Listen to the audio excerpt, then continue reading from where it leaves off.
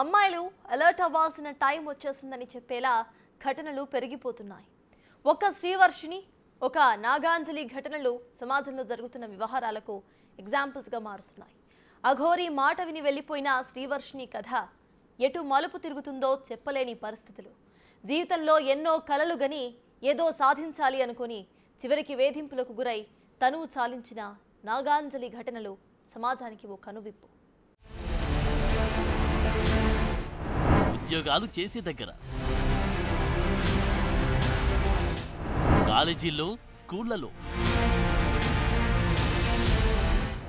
ఇంటి దగ్గర, ఇంటి బయట, బంధువైనా అపరిచితుడైనా ప్రతి అడుగు జాగ్రత్తగా వేయాల్సిందే. జాలిపడ్డా నమ్మినా మిగిలేది నయవంచనే. అమ్మాయిలు బీ అలర్ట్. ఈమె పేరు శ్రీవర్షిని, ఊరు మంగళగిరి. బీటెక్ చదువుతుంది. కారణాలు సవాలక్ష. ఏమైతేనేం ఇదిగో ఇలా లేడీ అఘోరితో వెళ్లిపోయింది. మేజర్ అంటుంది, తన జీవితం తన ఇష్టమంటుంది. చక్కగా చదువుకుంటున్న అమ్మాయి ఇలా అఘోరితో వెళ్లిపోవడం ఏంటి అని చాలా మంది అనుకున్నారు. అయ్యో ఇదేం కష్టమని చాలా మంది బాధపడ్డారు. తీరా పోలీసులు దర్యాప్తు చేస్తే గుజరాత్ లో అఘోరితో ఉన్నట్లు తేలింది. అక్కడ నుంచి మళ్లీ సొంతూరికి ప్రయాణం. పైకి చూస్తే ఇది చిన్న కథే, కానీ కుటుంబ సామాజిక పరిస్థితులు ఈ కథను మార్చేశాయి. వర్షిని పేరెంట్స్ నమ్మకాలే ఈ పరిస్థితి ఇలా రావడానికి దారితీశాయి. చక్కగా కాలేజ్కి వెళ్లి చదువుకుంటున్న అమ్మాయి మైండ్ డిస్టర్బ్ అయింది. ఇదిగో ఇలా అఘోరి వెంట వెళ్లడంతో జరిగిన అలజడి అంత ఇంత కాదు. నిజానికి అఘోరి కూడా అమ్మాయిని తీసుకెళ్లాల్సిన అవసరం లేదు. అయినా సరే వెంట పెట్టుకుని వెళ్లడం ఈ మొత్తం ఎపిసోడ్ లో కీలకంగా మారింది. ఈ వ్యవహారంలో రకరకాల కోణాలున్న మ్యాటర్ తేల్చాలి. వర్షిని బంగారు భవిష్యత్తుకు ఇబ్బంది లేకుండా జాగ్రత్తలు చెప్పాలి. వాడు అటు ఇటు కాని మనిషి. ఆయన టోల్గేట్ దగ్గరకు వచ్చి పోలీసులను కొడుతూ అలసలు చేసే టైంలో పాప చూడటానికి అని వెళ్ళిందండి. వెళ్ళిన టైంలో ఆమెకి గుడ్లు తీసేస్తే గుడ్లు వేసి అట్లా ఉండకూడదు. రాజేష్ అఘోరి మనుషులుగా ఆమెకు పరిచయం అయ్యారండి. అప్పటికే పాప రాజేష్ అఘోరి దగ్గర 2 సంవత్సరాలు దీక్ష తీసుకుని ఉండటం వల్ల వెళ్ళటం జరిగిందండి. జరిగేసరికి ఆమె అక్కడి నుంచి వచ్చేసినాక ఫోన్ నెంబర్ తీసుకుందంటండి పాపది. అట్లా కాంట్రాక్ట్లో ఉండి పాపని డ్రాప్ చేసిందండి. ఆ టైంలో కారు చెడిపోయిందని ఏడ్చి మమ్మల్ని రిక్వెస్ట్ చేసిందండి. మా పిల్లల్ని, మా అబ్బాయిలని ఇద్దరిని రిక్వెస్ట్ చేస్తే అప్పుడు పాప కాడ ఉండి అమ్మ ఏడుస్తుంది కదా, ఎవరైనా బాధ ఒకటే కదా, ఒక్క నైట్ కొంచెమని బతిలాడిందండి పాప. బతిలాడేసరికి మేము తీసుకొచ్చామండి. తీసుకొచ్చినాక పిల్లకి మాయ మాటలు చెప్పి అయ్యి అంత డబ్బు ఉంది, ఎంత డబ్బు ఉంది, అక్కడికి వెళ్తే అంత ఎంజాయ్ చేయొచ్చు, ఎంత ఎంజాయ్ చేయొచ్చు, నీకు అన్నీ ఎవరాయణ చేస్తాను, చెక్ పవర్ ఇస్తాను, అవి పెడతాను, ఇవి పెడతాను మాయ మాటలు చెప్పి మళ్ళీ 2వ సారి రావటం జరిగిందండి. నేటి సమాజంలో అమ్మాయిలు ఏదో రకంగా ఎవరో ఒకరి ట్రాప్ లో పడుతూనే ఉన్నారు. ఇందుకు చాలా కారణాలున్నా అలర్ట్ అవ్వాలంటూ చాలా ఉదంతాలు కనిపిస్తున్నాయి. స్మార్ట్ ఫోన్లు, సోషల్ మీడియా స్నేహాలు, అతి నమ్మకం, బాగా చూసుకుంటానని చెప్పి మాయమాటలు, ప్రేమిస్తున్నట్లు నటించడాలు ఇవన్నీ జరుగుతున్నాయి. వీటి ట్రాప్ లో పడితే అమ్మాయిల పరిస్థితి దారుణంగా ఉంటుంది. మిస్సింగ్ కేసులు, పోక్సో కేసులు, రేప్ కేసులు, బ్లాక్ మెయిల్స్, లైంగిక వేధింపులు ఇలాంటివెన్నో కేసులు వస్తున్నాయి. చాలా వరకు పోలీస్ స్టేషన్ మెట్లే ఎక్కడం లేదు. ఇప్పుడు మరో ఎగ్జాంపుల్ చూద్దాం. ఇక్కడ కనిపిస్తున్న ఈ యువతి పేరు నాగాంజలి. ఫార్మసీ ఫైనల్ ఇయర్ చదువుతుంది. రాజమహేంద్రవరం కిమ్స్ బొల్లినేని హాస్పిటల్లో ఫార్మాలజిస్ట్ గా పనిచేస్తుంది. అదే హాస్పిటల్లో పనిచేసి ఏజీఎం దువ్వాడ దీపక్ పరిచయం చేసుకుని ఆమె వెనుకే తిరుగుతూ ప్రేమించాను అని నమ్మించి శారీరకంగా, లైంగికంగా వేధించేవాడన్న ఆరోపణలు వచ్చాయి. ఈ నేపథ్యంలోని నాగాంజలిని బ్లాక్ మెయిల్ చేస్తున్నాడన్న బాధతో మార్చి 23న సూసైడ్ నోట్ రాసి ఇంజెక్షన్ తీసుకుని సూసైడ్ అటెంప్ట్ చేసింది. కళ్ళు తిరిగి పడిపోయిందని సమాచారం ఇవ్వడంతో వారి కుటుంబ సభ్యులు అక్కడికి వెళ్లి అడ్మిట్ చేశారు. ఆ క్రమంలోనే అంజలి డైరీలో సూసైడ్ నోట్ దొరికింది. ఆ లేఖలో దీపక్ వేధింపులు బయటపడ్డాయి. దీంతో మహిళా సంఘాలు ఆందోళనలు తీవ్రం చేశాయి. ఆ సూసైడ్ నోట్ తో పాటు ఆమె తండ్రి ఇచ్చిన ఫిర్యాదు ఆధారంగా చేసుకుని దీపక్ పై కేసు నమోదు చేసి అరెస్టు చేశారు పోలీసులు.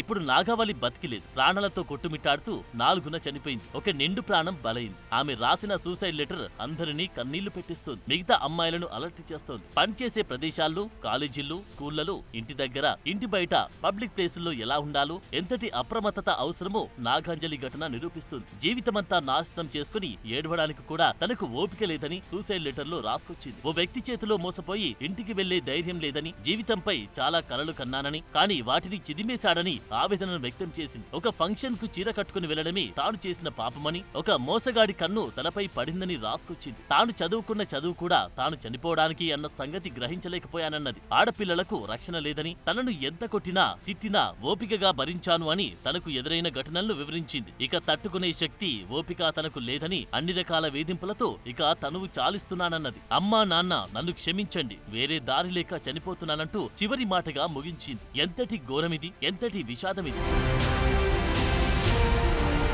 వేధింపులు ఎదురైతే ధీటుగా ఎదుర్కొనే శక్తి ఉంటే ఇప్పుడు ఆ అమ్మాయి బతికి ఉండేది. తనకు జరిగిన మోసంపై పోరాడి ఉండేది. కానీ ఆ శక్తి అందుకోలేకపోయింది. వేదనతో కుమిలిపోయింది. జీవితాన్ని ముగించింది. ఫార్మసిస్ట్ కావడంతో బ్రెయిన్ డెడ్ అయ్యేలా స్వయంగా ఇంజెక్షన్ తీసుకుంది. ఆ ఘటన ఏపీలో రాజకీయంగానూ దుమారం సృష్టించింది. విద్యార్థినులు, యువతుల రక్షణకు ప్రభుత్వం చర్యలు తీసుకుంటుందని పవన్ కళ్యాణ్ చెప్పారు. విద్యార్థిని కుటుంబానికి ప్రభుత్వం అండగా ఉంటుందన్నారు. ఆమె ఆత్మహత్యకు కారకుడిపై చట్ట ప్రకారం చర్యలుంటాయని చెప్పారు. కానీ నిండు ప్రాణమైతే బలైపోయింది. ఈ సమస్య ఒక నాగాంజలిదే కాదు, సమాజంలో చాలా మంది అమ్మాయిలది ఇదే కథ, ఇదే వ్యధ. వీధి రౌడీ, సహ విద్యార్థి, దూరపు బంధువు, అందాక ఎందుకు ఆఖరికి కన్న తండ్రైనా బాంధవ్యాలే లేవు, వావి వరుసలు అసలే లేవు. అలాంటి ఘోరాలు జరుగుతున్న సమాజం ఇదే. ఇక సోషల్ మీడియా ముసుగులో జరుగుతున్న ఘోరాలకు అసలంతే లేదు. చివరికి జీవితాలే బలైపోతున్నాయి. ఇందులో సున్నిత మనస్కులు చిక్కుకొని విలవిలలాడిపోతున్నారు. యువతులను అలర్ట్ చేయడంలో పేరెంట్స్, సమాజం కూడా కీలకమే. ఈ దృశ్యాలు చూడండి. విజయనగరం జిల్లా శివరాం గ్రామంలోనివి. ఇంట్లో వంట చేస్తూ ఉండగా ఓ యువతిపై దుండగులు దాడి చేశారు. ముసుగు వేసుకుని వచ్చి మరీ కత్తులతో పొట్టలో పొడిచి ఇంటి వెనక వైపు నుంచి పరారయ్యారు. వెంటనే ఆమెను చీపురుపల్లి ప్రభుత్వ ఆసుపత్రికి తరలించారు. కారణాలు తెలియవు, కానీ ఇంటికి వచ్చి మరీ పొడిచి వెళ్లడమేంటి? సో ఈ ఘటన చెబుతున్నది ఏంటంటే సమాజంలో అమ్మాయిలకు భద్రత కరువైందని, అలర్ట్ గా ఉండాలని. ప్రస్తుత సమాజంలో అమ్మాయిలు మోసపోతున్న ఘటనలు సర్వసాధారణమయ్యాయి. ప్రతిరోజు ఏదో ఒక చోట కేసులు ఫైల్ అవుతూనే ఉన్నాయి. స్మార్ట్ ఫోన్లు, సోషల్ మీడియా స్నేహాలు అమ్మాయిల జీవితాలను ఇబ్బందులోకి నెడుతున్నాయి. పోలీస్ స్టేషన్ల వరకు రానివి ఎన్నో ఘటనలు ఉంటున్నాయి. ఈ కేసుల్లో ప్రతిదీ ఒక కథే, మోసపోయిన జీవిత గాథలే. కొంతమంది ఆ మోసాల నుంచి బయటపడుతుంటే మరికొంతమంది భరించలేక ప్రాణాలు తీసుకుంటున్నారు. జీవితంలో స్టేజెస్ ఉంటాయి, లైన్ కూడా ఉంటుంది. అది దాటితే జీవితాలు అంధకారమవుతున్నాయి. తల్లిదండ్రులు ఎన్నో ఆశలతో పిల్లల్ని చదివిస్తున్నారు, లైఫ్ బాగుండాలని కోరుకుంటున్నారు. కానీ చిక్కుముళ్లలో చిక్కుకొని తీరా తప్పు గ్రహించేసరికి బందీలవుతున్నారు. బ్లాక్ మెయిల్స్ తో మనోవేదనకు గురవుతున్నారు.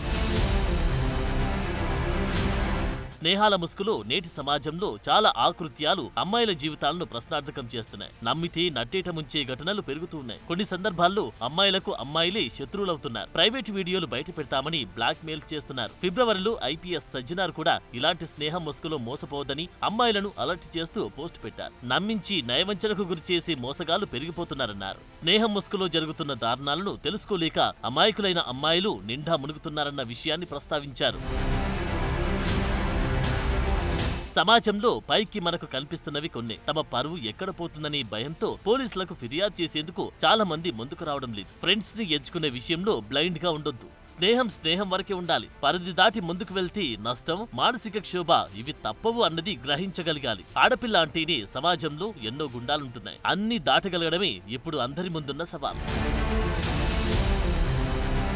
ఇక సోషల్ మీడియా పరిచయాలను నమ్మకపోవడమే మంచిది. చాటింగ్లతో మొదలైన స్నేహాలు బ్లాక్ మెయిల్ చేయడం దాకా వెళ్తున్నాయి. చివరికి స్నాప్చాట్ వంటి యాప్స్ తో లొకేషన్ తెలుసుకుని మరీ అఘాయిత్యాలు చేస్తున్న కేసులు ఇటీవలి కాలంలో చాలా వెలుగు చూశాయి. ఫేస్బుక్, ఇన్స్టా పరిచయాలు యువతుల మెడకు చుట్టుకుంటున్నాయి. తెలిసి తెలియక సోషల్ మీడియాలో పోస్టులు పెట్టడం, వాటిని కొందరు మార్ఫింగ్ చేయడం, బ్లాక్ మెయిల్ చేయడం, నమ్మకంగా ఉంటూనే నట్టేట ముంచే వ్యక్తులు ఈ సమాజంలోని మన మధ్య తిరుగుతున్నారు. వీటన్నిటి నుంచి పిల్లలకు రక్షణ కావాలి. మరి ఆ రక్షణ ఎలా సాధ్యం? ఎవరు ఎలాంటి జాగ్రత్తలు తీసుకోవాలి? పిల్లలను ఎలా కాపాడుకోవాలి?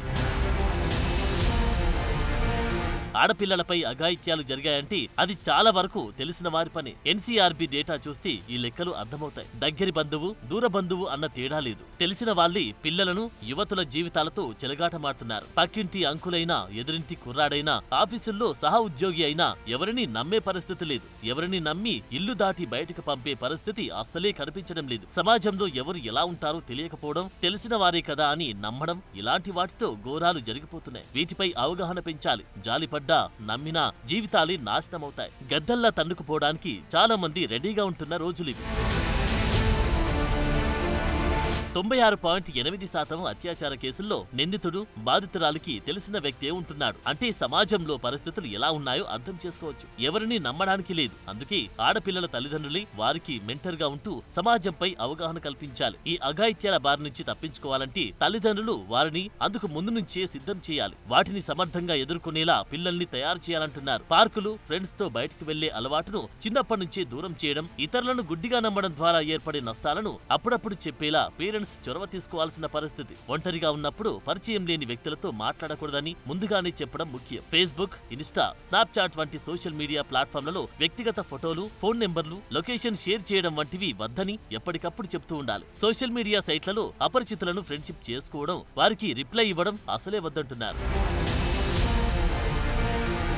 ఎవరిని పడితే వారిని సోషల్ మీడియాలో ఫాలో కాకపోవడమే మంచిది. ఎందుకంటే తెలిసిన వారి నమ్మించి మోసం చేస్తున్న రోజులివి. అలాంటిది తెలియని వ్యక్తుల గురించి నమ్మడం అసాధ్యం. అమ్మాయిల విషయంలో తల్లిదండ్రులు ఏమాత్రం నిర్లక్ష్యం చేయొద్దు. ఉద్యోగాల కోసం హైదరాబాద్ లాంటి నగరాలకు పంపించేటప్పుడు జాగ్రత్తగా ఉండాల్సిందే. వారి రోజువారీ కదలికను అడిగి తెలుసుకోవాల్సిందే. ముఖ్యంగా యువతులు అజ్ఞాత వ్యక్తులతో స్నేహం విషయంలో 1-2 సార్లు ఆలోచించుకోవాల్సిందే. నష్టం జరిగిన తర్వాత బాధపడితే లాభముండదు. ముందే అప్రమత్తంగా ఉండి ట్రాప్ లో పడకుండా బయటపడొచ్చు.